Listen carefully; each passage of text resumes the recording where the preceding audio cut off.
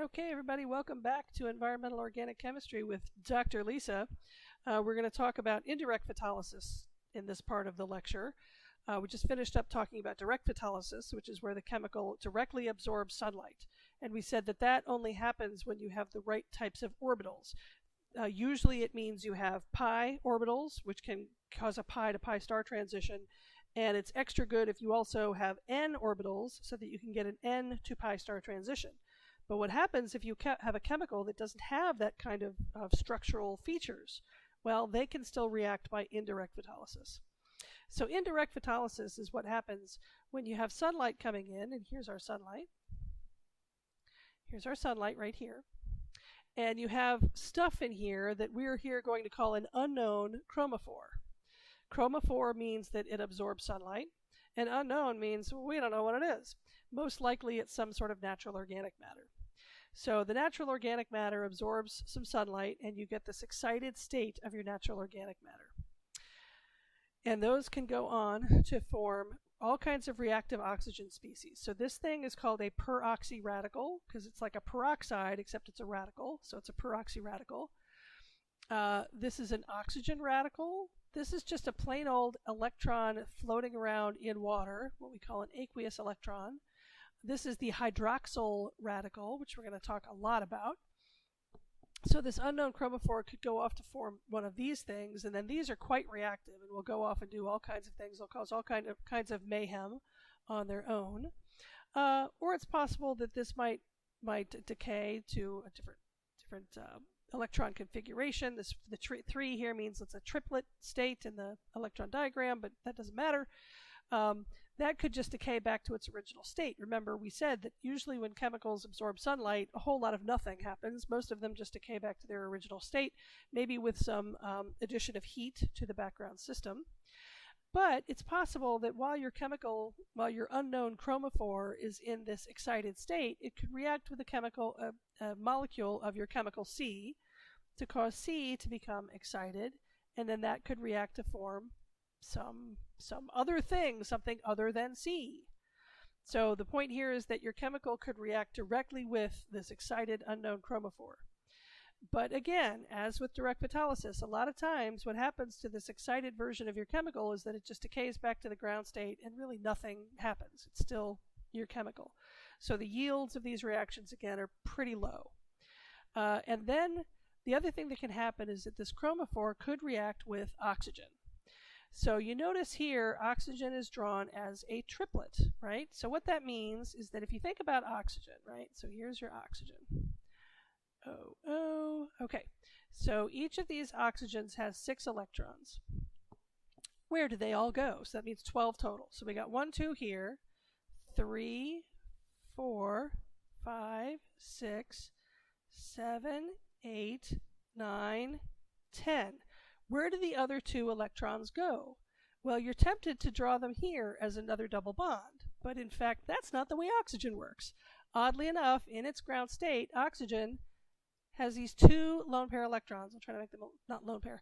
2 unbonded, unpaired electrons. Okay? So oxygen in its native state, in its lowest energy state, is a diradical. That's very strange, but true. So when oxygen reacts with your excited chromophore, it can actually go to the singlet state. The singlet state is when the oxygen actually does have a double bond here, and you got boom, boom, boom, boom, boom, boom, and boom, boom. 1, 2, 3, 4, 5, 6, 7, 8, 9, 10, 11, 12 electrons. This is the singlet version of oxygen right here, and this is the triplet. This is actually the highest energy form, or higher energy form.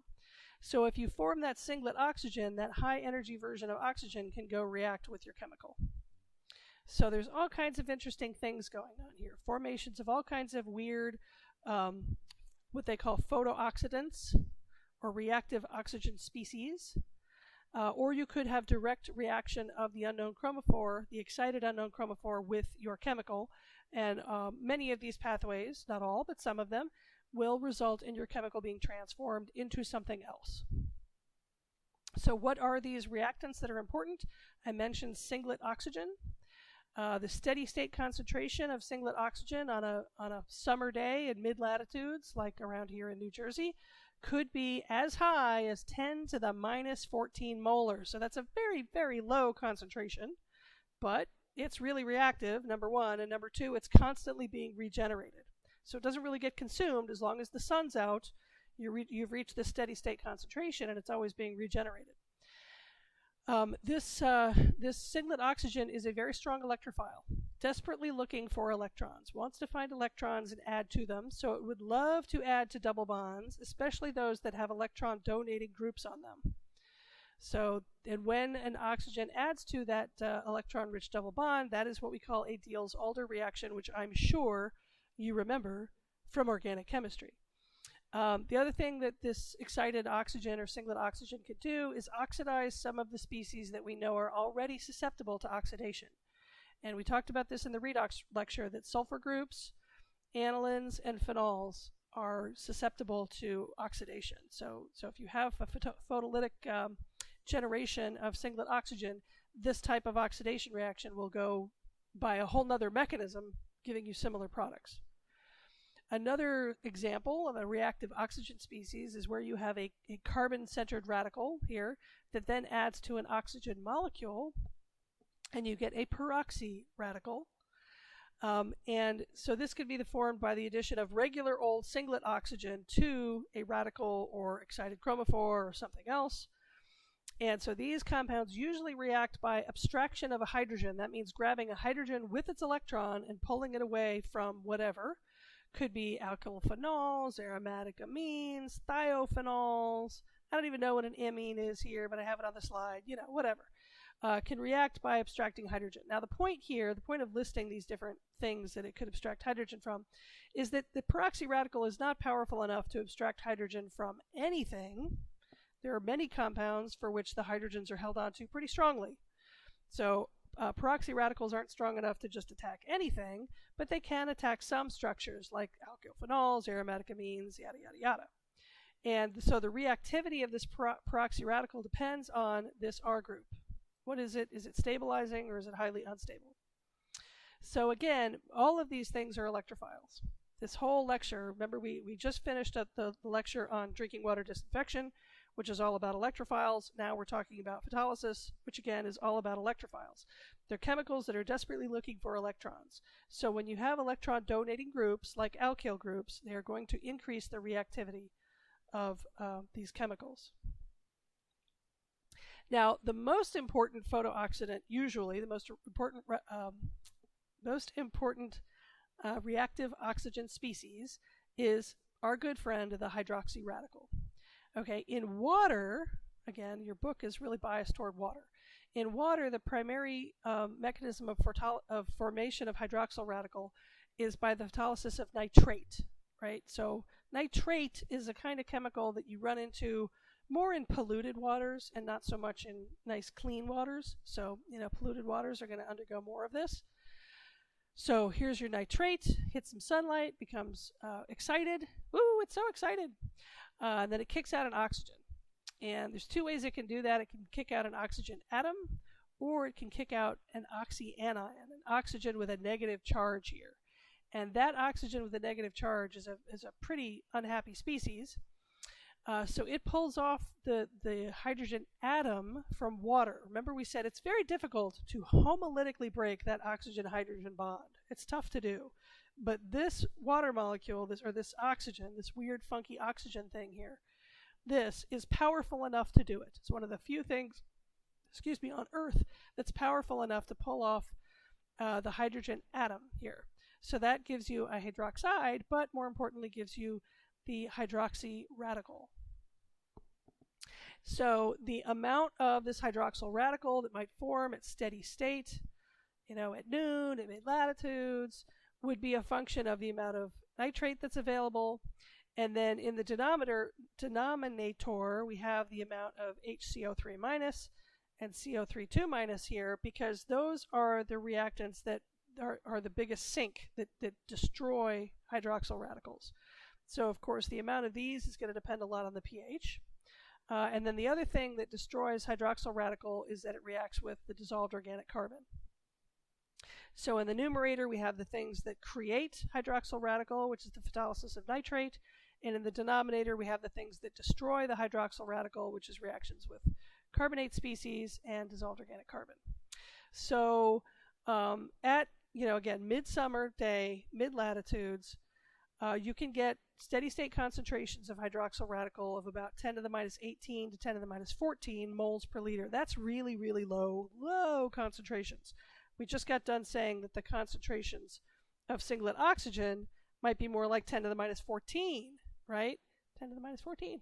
But here we're saying 10 to the minus 18 or 10 to the minus 16. So really, really, really low concentrations. But the hydroxyl radical is incredibly reactive. So even though you have low concentrations, hydroxyl radical can still be important. Now, in solution, hydroxyl radical is not as important, still important, but not as important. But in the gas phase, the hydroxyl radical is huge. It's the most important thing. So in solution, the hydroxyl radical will do two main things, and in fact it does the same things in the gas phase. It will either abstract a hydrogen atom, so anytime a carbon-hydrogen bond is floating by, they will pull off the hydrogen atom, meaning the hydrogen with its electron, and leave behind a carbon-centered radical. So the stability of this radical determines how favorable this reaction is.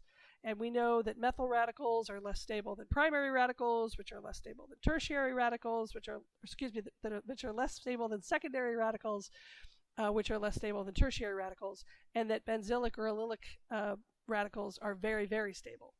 So this is the order of stability.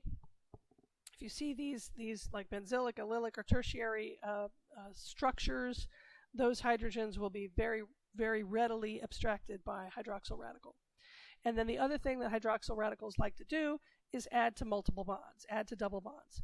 Now usually, I have this kind of listed backward because this is usually number 1 and this is number 2. If there's double bonds around, it will first attach to a double bond. If there's no double bonds around, then it will resort to hydrogen atom abstraction. Okay, so now we're going to shift focus a little bit and talk about what happens in the gas phase. Again, this is not as much in your textbook, but it's really important that you understand at least a little bit about how the ozone cycle works and how this all works in the gas phase. So you recall that ozone in the upper atmosphere is a good thing. We love it. We want to have our ozone layer up there because it screens out the light with a very short wavelengths. If that light of very short wavelength hits the Earth's surface, it causes skin cancer, it damages crops, it does all kinds of bad things. So we like having ozone in the upper atmosphere, or in the stratosphere. That's great. The problem is the ozone that we find down here where we live, which is called the troposphere. The troposphere is the layer of the atmosphere that's right here against the Earth's surface. And in the troposphere, ozone is a bad thing. I have asthma. I have to keep an eye on those ozone action days. And when we have a big ozone action day, I typically have to stay indoors. I don't go out and exercise, take it a little easy. Maybe I up my medication for my asthma. Things get really bad because this ozone in the lower atmosphere is bad for people with respiratory problems. It's bad for crops and plants and things. It's not good for any of us. And it turns out that ozone at the troposphere is a greenhouse gas. So that's bad. So it contributes to climate change. So not good. About 8% of the total column ozone is in the troposphere, meaning that if we could take a little column of air, like, I don't know, centimeter in diameter, and take a column from the stratosphere all the way down to the Earth's surface and look at where the ozone was, only about 8% of it is down by the Earth's surface. Most of it is up there in the stratosphere. But it turns out that ozone is still important as an oxidant, even though only 8% of it is down here in the troposphere. It is important because it oxidizes many chemical substances, i.e. the kinds of chemicals that we're interested in. Now, ozone is continually monitored at many, many urban locations. As far as I know, it's still monitored right here on the campus of Rutgers. Over in Rutgers Gardens, there's a monitoring site. So how does this work? How do we form ozone? Well, we form ozone via the photolysis of NO2. So NO2 gets hit with some sunlight and forms NO and an oxygen atom. And that oxygen atom combines with an oxygen molecule to give you our friend ozone. So that's where the ozone comes from. Then it gets interesting because the ozone then goes and reacts with sunlight and forms this not all of it, but some of it. If the wavelength is short enough, and remember we said anything below 290 nanometers doesn't even hit us. So wavelengths below about 310, so between 290 and 310, there's a sweet spot where there's enough energy in that sunlight to form this bizarre O1D thing. This is an oxygen atom, but it's in a highly excited state. And that highly excited oxygen atom can react with a water molecule to form two molecules of hydroxyl radical. So you can see that the ozone chemistry is intimately intertwined with the hydroxyl radical chemistry, number one. Number two, it's also intimately intertwined with the chemistry of the NOx species, NOx, in the troposphere. So all of these things, there's an interplay between all these things. NOx, of course, is basically a pollutant. It's formed, mostly through exhaust of cars and power plants and stuff and factories. So when you have a polluted atmosphere, you have more NO2. That gives you more ozone, and therefore probably gives you more hydroxyl radical. But the thing about hydroxyl radical is that it's so incredibly reactive that its steady state concentration is tiny. So, and there's so many feedback loops, it's really tough to tell exactly what the concentration is. It's tough to measure because concentrations are so low and it's so reactive, it's tough to measure. But based on this chemistry, we can tell you that that hydroxyl radical concentrations are going to be highest at noon, because that's when you have the most sunlight, most days, assuming there's not a lot of cloud cover. So the hydroxyl radical concentrations are going to peak during the part of the day that has the most sunlight, which is usually solar noon. If you're on daylight savings time, noon is not really noon. But when there's the most sunlight, you're going to get the most hydroxyl. And because hydroxyl radical is so freaking reactive, it doesn't stick around for very long. So once the sun starts to wane, the concentrations of hydroxyl are going to go down, and at night there's a little bit of hydroxyl still, but it's much, much, much, much lower than it is during the day. On the other hand, ozone is actually relatively stable, and at night there's no light to do this step, so ozone concentrations are actually, they vary, but they can be high both day and night. So, and that's part of the problem with ozone too, is that ozone builds up day after day. If you have a long period, a week or so of bad air quality, the ozone concentrations get higher and higher and higher day after day. Again, the hydroxyl radical concentrations they come and they go really quickly, but the ozone can stick around for a while. All right, so I think that this is a really, really wonderful diagram, and it's really worth your spending the time to truly, deeply understand it. And I promise I will ask you something about this diagram on the final exam. So here's sunlight coming in and hitting our molecule of ozone. That causes, if you combine that ozone, remember, forms an O2, a regular oxygen molecule, O2 plus this very excited O1D thing. And the O1D reacts with a water molecule to form two hydroxyl radicals. Those hydroxyl radicals will react with some sort of volatile organic carbonaceous chemical in the environment, typically by abstracting a hydrogen atom, and that will give you a carbon-centered radical, R dot. And then this carbon, that looks like a plus sign, but it's not intended to.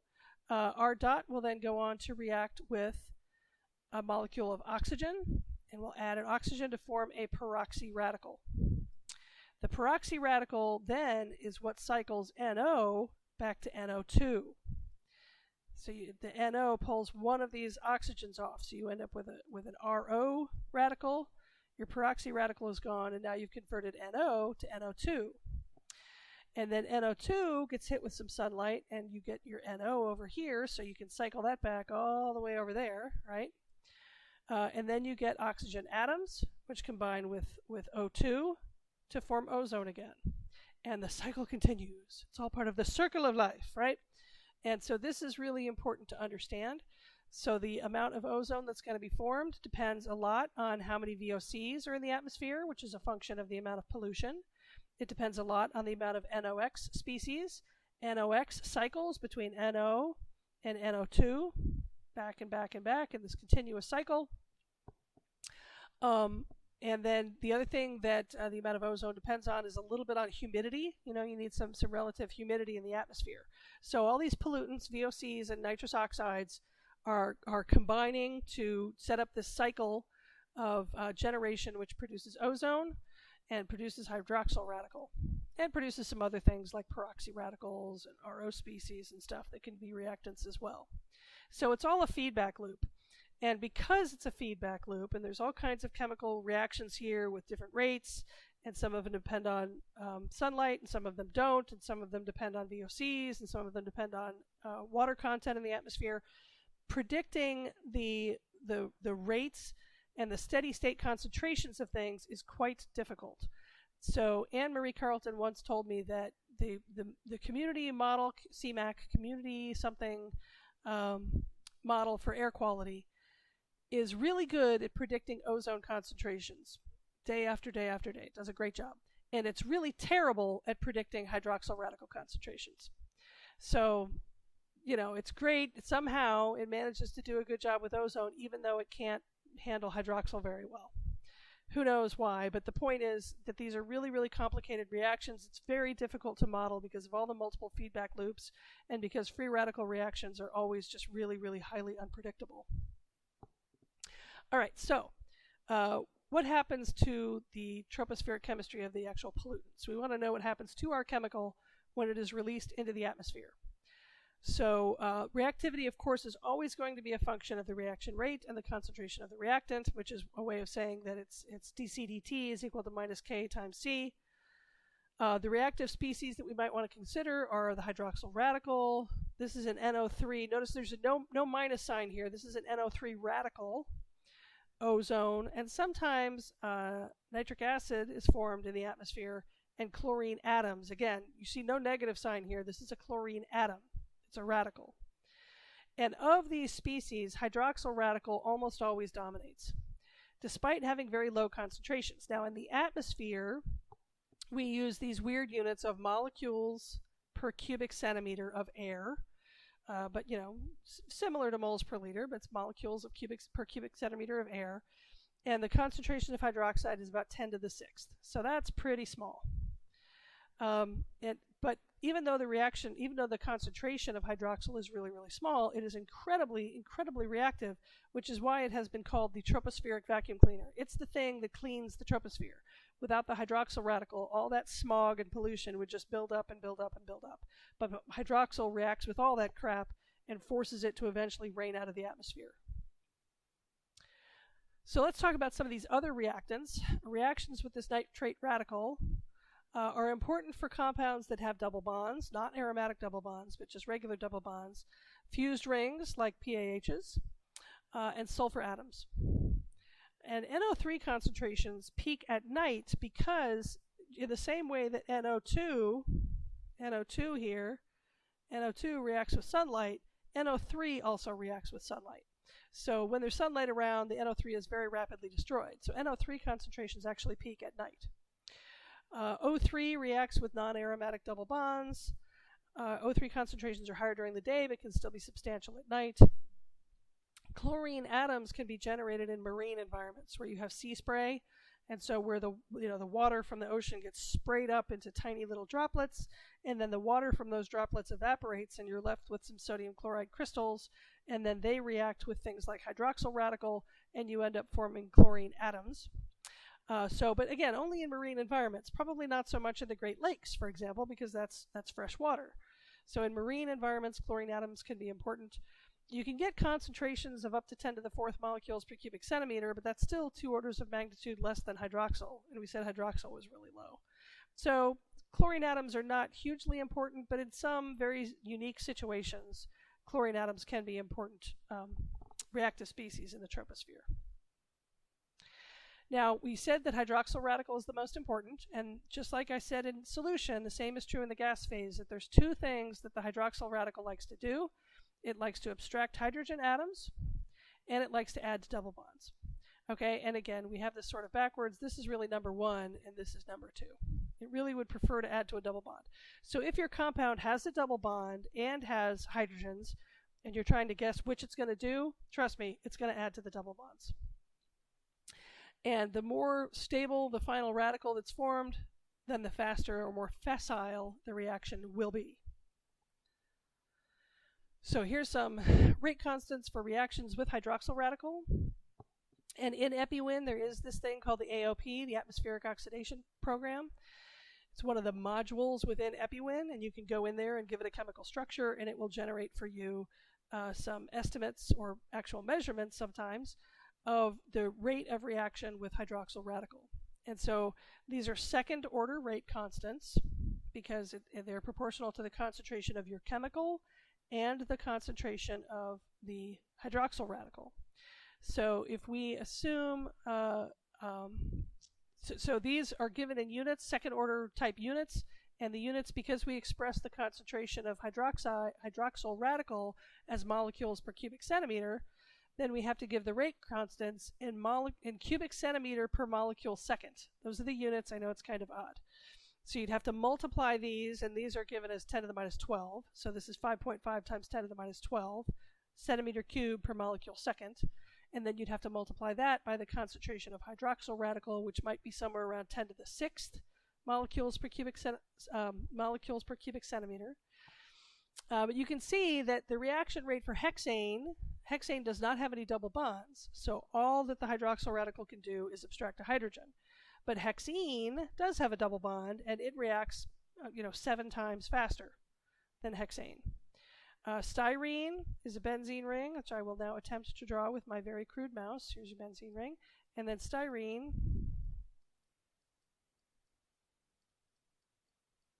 is like this. Okay, so if you abstract this hydrogen right here, you get a radical right here, and it's a benzylic radical.